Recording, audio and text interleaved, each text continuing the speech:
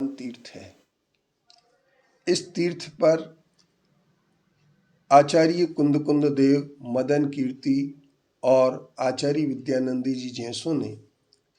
अपना लेख लिखकर और अपनी रचनाएं लिख करके इस तीर्थ की महानता को सिद्ध करने का प्रयास किया है। आज यह दिगंबरों का तीर्थ होते हुए भी श्वेतांबरों ने अपने छल कपट लेप के आवरण से अंतरिक्ष पार्श्वनाथ को श्वेतांबर बनाने का कुत्सित प्रयास किया है। आओ हम इस तीर्थ की वंदना करें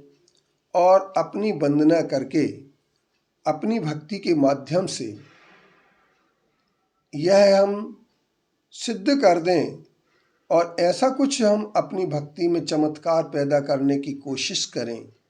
हम तीर्थ यात्रा करें और इस तीर्थ पर आकर के ऐसी भक्ति करें कि एक दिन सत्य प्रकट हो जाए और तीर्थंकर पार्श्वनाथ का यह मूल स्वरूप दिगंबर स्वरूप प्रकट हो जाए। इसीलिए हम सब लोग मिलकर के यात्रा करने में पीछे न हटें। आइए, आपको इस यात्रा में कुछ न कुछ कष्ट अवश्य हो सकते हैं,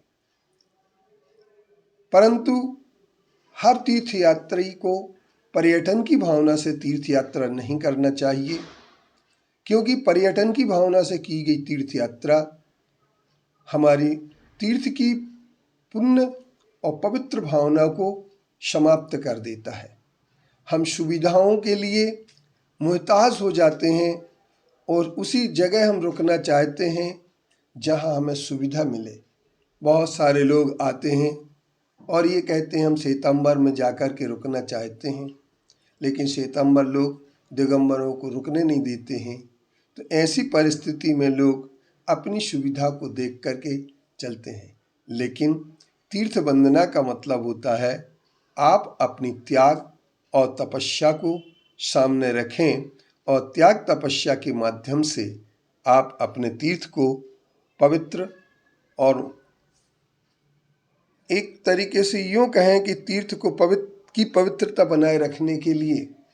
आप अपनी जिम्मेदारी समझें। आज सम्मेद शिखर में भी यही हो रहा है कि हमारे तीर्थ यात्री वहाँ पर जाकर के खाना पीना और सब कुछ करने लगे हैं, जिसके परिणाम से तीर्थ पर गंदगी तो फैलती ही है, साथ में अपराधी तत्वों का वहाँ पर एक एक करके जमावड़ा बनता चला जा रहा है और व्यापार के नाम पर आदिवासी जन भी अपनी दुकानें खोल करके बैठ गए हैं और हमारा पर्वत राज पवित्र तीर्थ अपवित्रता की ओर बढ़ता चला जा रहा है। इसलिए हम पर्यटन केंद्र का जहाँ पर विरोध करते हैं,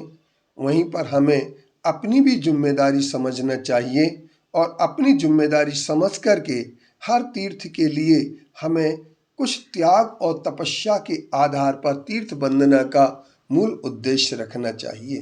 पहले भी हमारे यहाँ तीर्थ वंदना होती थी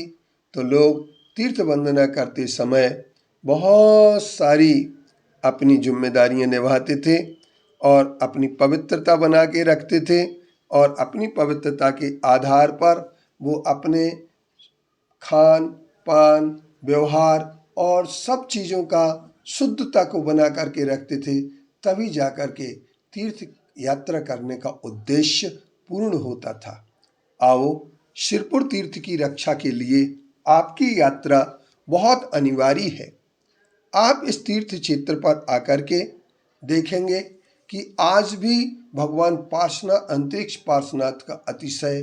कायम है, जबकि उन पर उपसर्ग करने वाले कमठ अभी भी वहाँ पर मौजूद हैं और निरंतर उन पर उपसर्ग कर रहे हैं।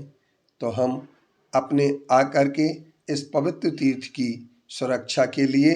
अपने टाइम टेबल को समझ करके दिगंबरों के समय पर ही आएं और दिगंबर के समय पर आकर के, वैसे हम मंदिर में कभी भी जा सकते हैं, क्योंकि हमारा मंदिर की 15 वेदीय दिगंबरी हैं और उन दिगंबरी मूर्तियों का हम दर्शन कभी भी कर सकते हैं, उस दर्शन के लिए कोई रोक नहीं सकता है। लेकिन मूल नायक भगवान पार्श्वनाथ का दिगंबर स्वरूप एक टाइम टेबल के अनुसार चल रहा है, उसका ध्यान में रख करके हमें इस तीर्थ की अक्षुण्णता बनाए रखने के लिए, तीर्थ सुरक्षा की धरोहर बचाने के लिए हमें सजग होना है, जागरूक होना है और निरंतर अपने इस तीर्थ पर यात्रा के लिए अवश्य आना है और पार्श्वनाथ भगवान की भक्ति करके मूल स्वरूप को प्रकट करने की भावना अपने अंदर से सजो करके रखना है।